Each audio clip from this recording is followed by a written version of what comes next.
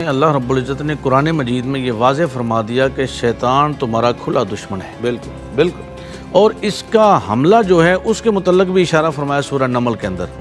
خالق لم یزل نے ارشاد فرمایا کہ یہ تمہاری عبادات کو تمہارے لیے بڑا حسین بنا دیتا ہے، یعنی تمہارے دل کے اندر یہ بات بیٹھ جاتی ہے کہ میں نے عبادت کی ہے اور اس میں مجھ سے بڑا اب کوئی نہیں، مجھ سے افضل کوئی نہیں۔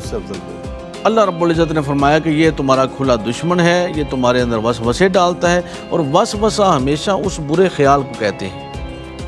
شیطان جو ہے وسوسہ ڈالتا ہے۔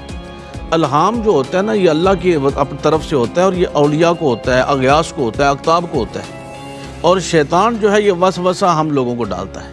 اور وسوسے کا اس کے اندر جب قرآن نے اشارہ دے دیا کہ سب سے بہترین حال یہ ہے کہ عبادت گزاروں میں بھی آگ گھستا ہے، اور وہ کس طرح وسوسہ ڈالتا ہے کہ تم نے آج نماز بڑی اچھی پڑھی، عبادت بڑی اچھی کی، کر دیا تم نے۔ ہمارے بے شمار کتابوں کے اندر یہ بات موجود ہے کہ بڑے بڑے اولیاء اللہ کے پاس حضور غوث الاعظم سے حضور غوث اعظم جو ہے رضی اللہ تعالیٰ سے یہ اس نے کہا کہ بڑی عبادت کی، بڑی ریاضت کی، اب تمہیں کیا ضرورت ہے؟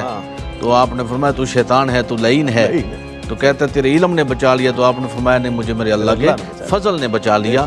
تو یہ شیطان ہم پر حملہ کرتا ہے، اس کے لیے بہترین عمل یہ ہے کہ ہم ایک تو اعوذ باللہ من الشیطان الرجیم کو پڑھتے رہیں، دوسرا یہ ہے سورہ فلق اور سورہ والناس۔ یہ ان کا شان نزول ہی یہ ہے، یہ شیاطین کے لیے، یہ بندہ مومن کے لیے اللہ رب العزت نے ہم یہ دیکھیں نا، مختلف بیماریوں کے لیے ہم میڈیسن لیتے ہیں، شیطان کے شر کے لیے یہ بھی میڈیسن ہے کہ ہم جو ہے سورہ اخلاص اور سورہ والناس کی تلاوت کا معمول رکھیں اپنے گھر کے اندر، رات کو سوتے وقت یا دن کے وقت، اور پھر سورہ کوثر کا جو وظیفہ ہے اس کی طرف ہم بڑھیں۔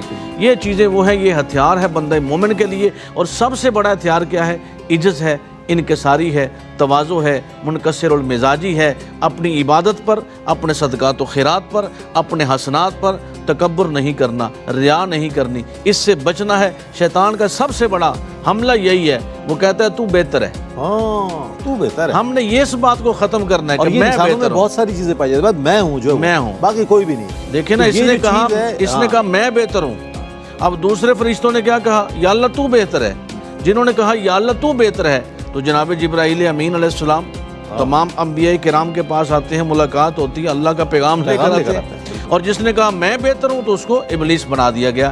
اس لیے ہم اس سے بچیں کہ میں بہتر ہوں، بلکہ یہ کہیں کہ اللہ رب العزت کی رحمت سب سے بڑی ہے۔ ماشاءاللہ، میں بہت شکریہ ادا کروں گا آپ کا، آپ کی تشریف آوری کا۔